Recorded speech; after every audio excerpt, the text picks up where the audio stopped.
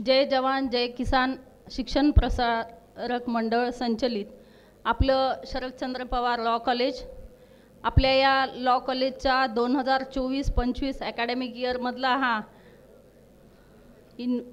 Inauguration of NAAC office and career counselling centre हा छोटेखानी कार्यक्रम आपण ऑनरेबल श्री अविनाश कुमार सर यांच्या हस्ते सुप्रिटेंडंट ऑफ पोलीस नांदेड यांच्या हस्ते आत्ताच थोडा वेळाखाली हा कार्यक्रम या ठिकाणी पार पडला।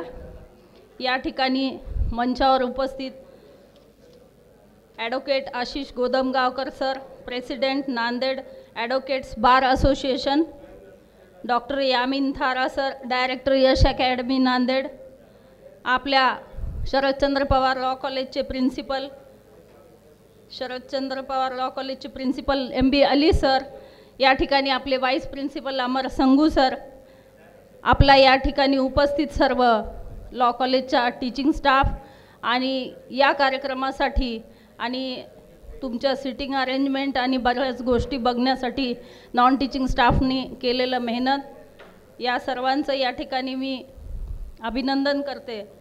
आणि आपल्या या करिअर काउन्सिलिंग सेंटरच्या उद्घाटनाचा उद्देश या ठिकाणी तुमच्यासमोर ठेवते। मी बघत आहे की मागच्या 10 वर्षामध्ये आपला हा प्रोफेशनल कोर्स आहे, लॉ कॉलेजचा लॉचा प्रोफेशनल कोर्स आहे आणि या कोर्सेसचा जो काही व्याप जो वाईड एरिया झालेला आहे की त्या ठिकाणी आपल्याला प्रत्येक सेक्टरमध्ये या ठिकाणी लॉयरची गरज आता भासत आहे। सरांनी सांगितलं, अविनाश कुमार सरांनी आपल्याला गाईड केलेलं आहे की कोणत्या कोणत्या सेक्टरमध्ये आपल्याला या ठिकाणी संधी आहेत। त्याविषयी यामिन थारा सर तुम्हाला त्या गोष्टी सांगणारच आहेत, पण आपण खरंच ॲज अ लॉयर डिसिप्लिनमध्ये आहोत का हे प्रत्येकानं आधी सर्वप्रथम बघितलं पाहिजे। लॉयरचा पहिला क्रायटेरिया डिसिप्लिन आहे।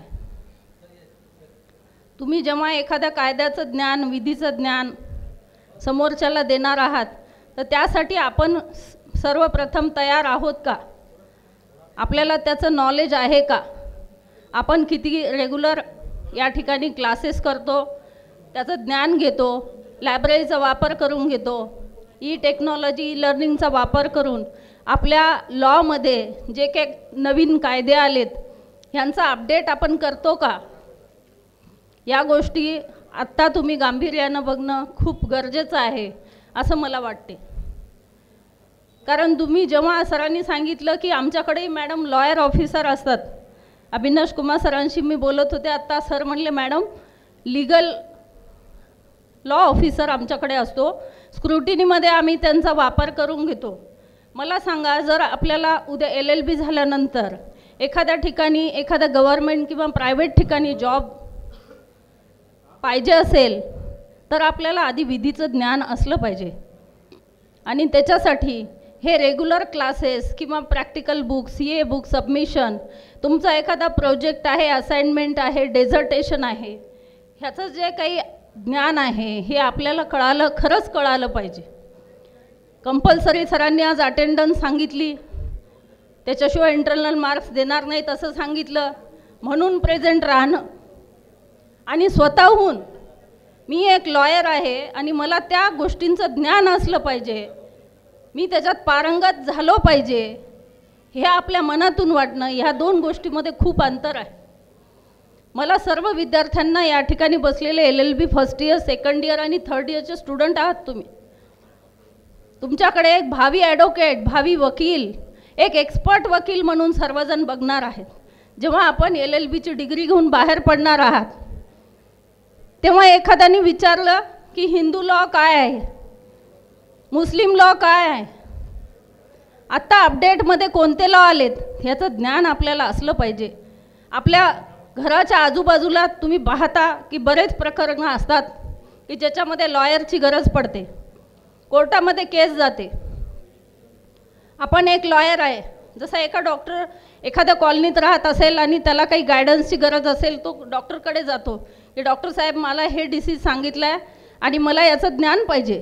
तसंच तुम्ही लॉयर आहेत म्हणून तुमच्याकडे जर एखादा व्यक्ती यानंतरच्या काळात आला तर कमीत कमी आपल्याला त्याचं गायडन्स देता आलं पाहिजे. आपल्याला त्या लॉचा अभ्यास आपल्याकडे असला पाहिजे. एक डिग्री म्हणून लॉकडे तुम्ही पाहत असाल तर हे साफ चुकीचं आहे. एक प्रोफेशनल कोर्समध्ये तुम्ही या ठिकाणी ॲडमिट झालेला आहात आणि ह्या कोर्सेसच्या नॉलेज घेऊन आपल्याला समाजाचं हित या ठिकाणी जोपासायचं आहे. समाजामध्ये जे काही चालू आहे, या ठिकाणी स्त्रियांवरचे अत्याचार आहेत, हे तर गोष्ट सध्या पीक पॉईंटला आहे. डिवोर्सचं प्रमाण वाढलेलं आहे.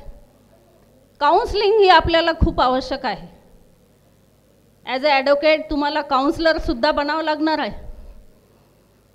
जर ते प्रकरण मिटत असेल तर त्यामध्ये तुम्हाला मध्यस्थी करून काउन्सलिंग करून ते प्रकरण मिटवण्यासाठी त्याचं ज्ञान तुम्ही आत्मसात करणं खूप आवश्यक आहे.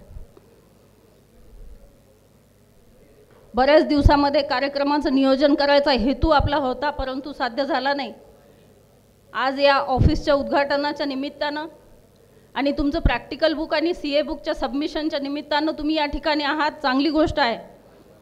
इथून पुढच्या काळामध्ये डॉक्टर आणि वकील यांना एक आदराचं ज्ञान समाजामध्ये आहे, तुम्हाला सर्वांना माहीत आहे. मी बघते बऱ्याच ठिकाणी ग्रामीण भागामध्ये लॉचं ज्ञान नाही. हे ज्ञान तुम्ही गावागावांमध्ये शिबिराचं नियोजन करून, जसं ॲल्युमिनी असोसिएशन या ठिकाणी सरांनी केलं, असंच तुमचं एखादं प्रायव्हेट असोसिएशन तुम्ही स्थापन केलं पाहिजे आणि गावागावात जाऊन 4-5 वकिलांनी मिळून त्या ठिकाणी आपल्या लॉचं ज्ञान या ठिकाणी दिलं पाहिजे. खूप लोकांना काही गोष्टी माहीत नसतात. आपला प्रोफेशनल कोर्स आहे. इथून पुढच्या काळामध्ये तुम्ही सर्वजण मी बोललेल्या गोष्टी आत्मसात करून त्याचं चिंतन मनन करसाल अशी माझी अपेक्षा आहे. या ठिकाणी आपल्या कार्यक्रमाला जे यामिन थारा सर लाभलेले आहेत ते पर्सनॅलिटी डेव्हलपमेंटवर लेक्चर्स देतात.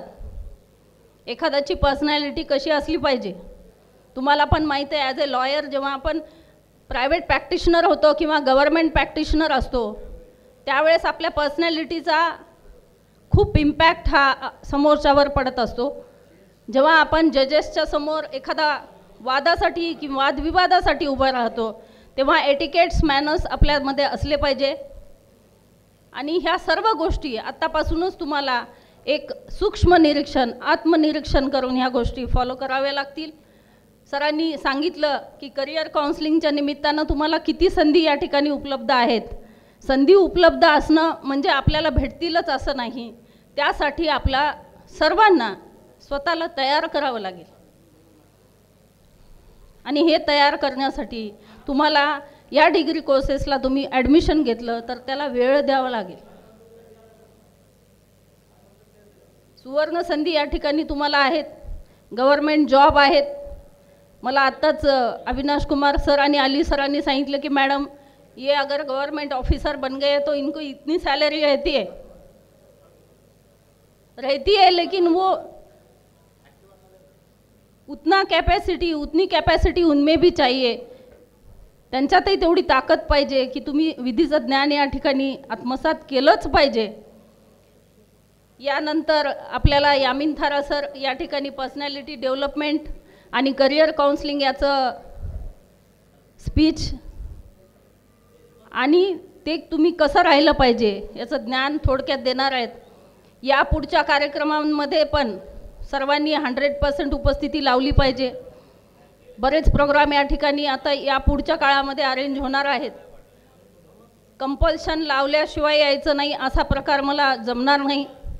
सर्वांनी अटेंडन्स या त्या गोष्टींसाठी लावल्या पाहिजेत.